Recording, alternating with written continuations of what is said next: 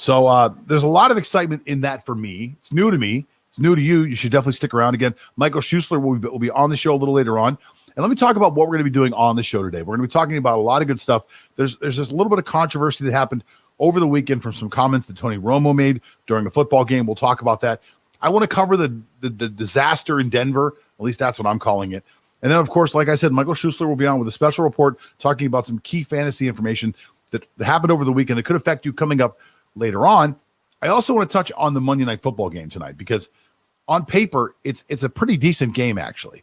And there's some opportunities there where you may see some interesting things happen in tonight's game. And then we're going to wrap it up because there is some sad news in the NFL, and it's really sad. It's the death of the Patriot way. And we'll bring on Lance Fernandez, who's one of our beat writers for What's on Sports.com. He also used to work for Fox Sports. He'll be on today talking about the death of the Patriot way, which I'm going to find super, super funny for me because I'm a Steeler fan. Anyway, so I may have mentioned that earlier. Let's talk about something that happened over the weekend, though, with Tony Romo. And this is always a pet peeve of mine. I'm always irritated by the way the national media interprets things and the way they interpret things in a way that would, I guess they interpret it in the way they want to interpret it as opposed to the way that they should interpret it. Now, this is the same national media that just 2 weeks ago told us that Tom Brady should retire. And Tony Romo went out of his way to actually kind of defend Tom Brady. Now, for me, I wasn't a huge fan of Tony Romo as a player because he was a Dallas Cowboy guy, but I respected Tony Romo's game. Tony Romo was one of those guys that, was honestly like a top 5, top 6 quarterback the entire time he played. Came out of nowhere. I mean, the guy's really a storybook story when you think about it. Undrafted free agent from some little small school, and I always know what college somebody went to. I honestly have no idea, no remembrance of what school Tony Romo went to. I know that he went to the same college as Sean Payton. That's the only thing I know, and I don't even know what school that is. He gets drafted to the Dallas Cowboys. He's not supposed to be anything except, he gets picked up by the Dallas Cowboys. Not even drafted. He's an unsigned free agent.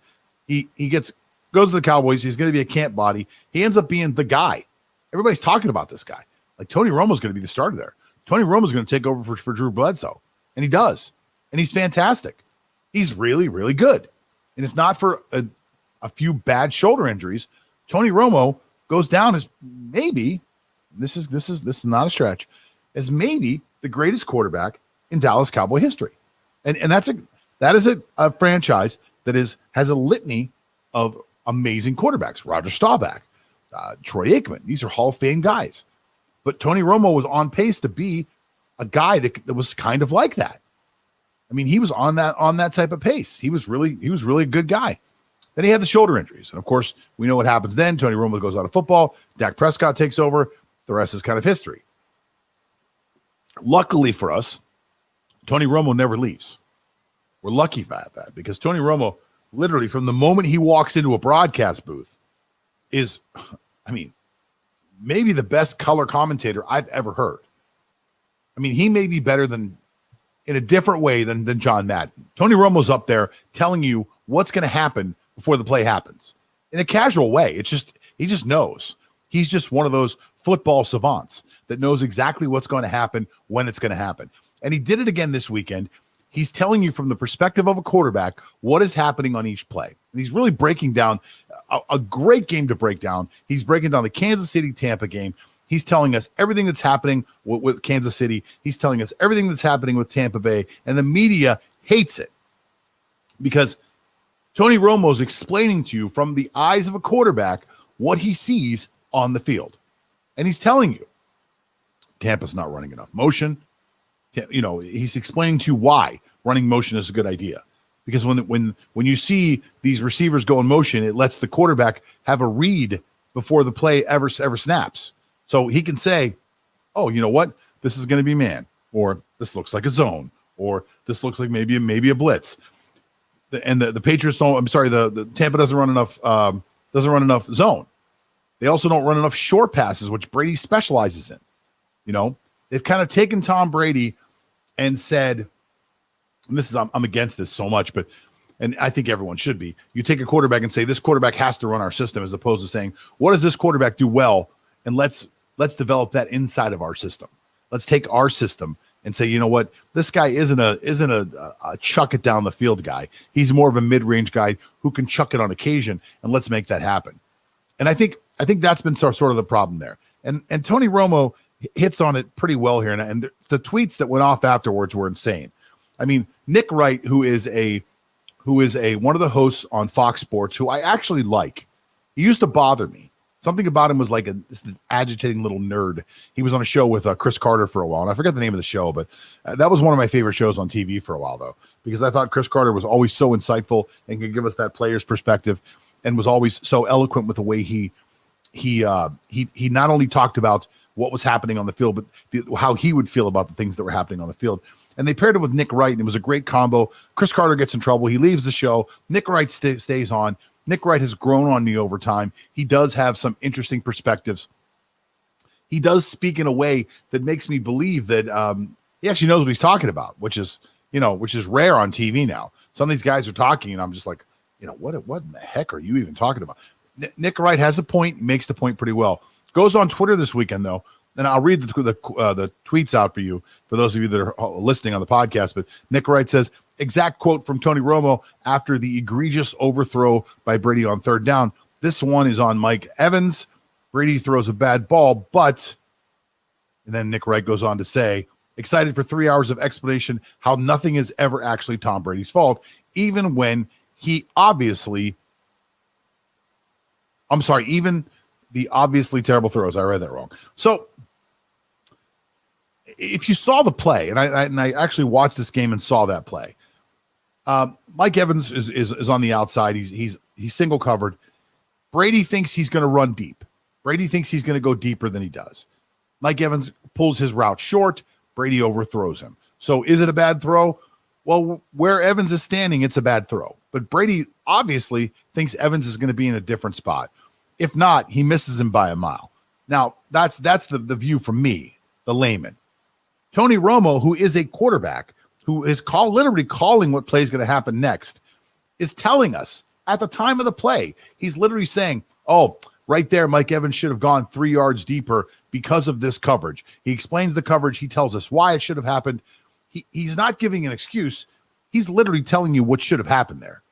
But there are probably 50 tweets like this online right now from guys with blue check marks who are all trying to destroy Tony Romo because they think that Tony Romo is trying to stick up for Tom Brady because they're both quarterbacks. And I mean, it's that ridiculous. It's so ridiculous that actually at one point I saw a tweet from one of the ESPN guys who I won't name, but he used to be a Steeler, and I like him. He's actually become a pretty good analyst, and you already know who he is. But he makes a tweet and he says, I guess I'm going to start sticking up for all defensive backs now, because all defensive backs, when they make mistakes, it's not really their fault, and blah, blah, blah. And I'm thinking to myself, Ryan Clark, what's wrong with you? All right, I said his name. It was Ryan Clark. So listen, this is a national media thing. Somebody said it, somebody started it, and now they're all gonna jump aboard, and no one's gonna have the balls to jump on and say, hey, Tony Romo actually knows how to play the position. Tony Romo actually said what should have happened on that play. And Tony Romo actually understood what was going on and explained to us that and many other things that were going on in that offense are not Tom Brady's fault. Tom Brady is seeing one thing, and his receivers are seeing others. Now, here's another tweet. Romo wants the Bucs to run more motion. They run the 32nd most motion in the entire NFL. That means they're dead last in motion before the snap. He said it 3 times now. He's probably right and all, but they're unlikely to install an entire new offense right now during a game against the Super Bowl champs. This is written by some idiot, actually. No, of course they're not going to install it in the middle of the game, but he's an analyst who's analyzing the game and telling us what's happening. So no, he's not suggesting that they install it now. What he's saying is there are some errors, there are some problems in this system that need to be corrected, if not today, pretty darn soon, because it's going to be a problem, and it is a problem. He's seeing a problem happen right now. And here's the last tweet that I found, and I thought it was pretty good. Ed Werder comes out and says, Tony Romo with some educational insights as to the problems with Tom Brady in the Bruce Arians offense. Not enough pre-snap motion, no run game or play action, and none of the things that make it easier to play quarterback. And Danny Woodhead, who, if you don't know who Danny Woodhead is, Danny Woodhead is about the size of my nephew. He's about 150 pounds. He somehow, with his own willpower and his brain power, turned himself into an NFL player who actually had a pretty good career. Chimes back in and says, used to play with Brady, and says, been bothering me all year long. It also helps to have position players who know what man and zone is too. So he is calling these players out as well. And he is saying, these guys are running routes. They're running option routes. And an option route is, you know your route. If you get this coverage, you're going to run this route. If you're going to get this other coverage, you're going to run this other route. Brady is seeing one thing. The receivers are seeing something else. Chances are, in situations like this, your quarterback is right, and you are probably wrong. So what you have in Tampa Bay right now is you've got a bunch of receivers that don't know how to run routes, which has to make you wonder. Jameis Winston threw 30 interceptions last year, and when you watched him play, he would throw interceptions, and you would think to yourself, where in the heck is he throwing the ball? The quarterback, the wide receiver, stopped 5 yards short of there. Where is he throwing the ball? Maybe that was a problem last year too. I mean, we're seeing the same problem in the same offense 2 years in a row with two different quarterbacks. But we're never going to call out the system, and we're never going to call out the wide receivers. Instead, we're going to continue to say it's the quarterback's fault. Now, the big difference is that Tom Brady's gotten lucky and hasn't thrown those interceptions. So at least they haven't piled on him the way they piled up on Jameis last year. Now, I'm not saying Jameis Winston didn't throw some bad balls last year. I'm not saying that. I'm saying this guy also threw for 5,000 yards and 30 touchdowns. He just so happened to also throw 30 interceptions. So something's wrong inside that system.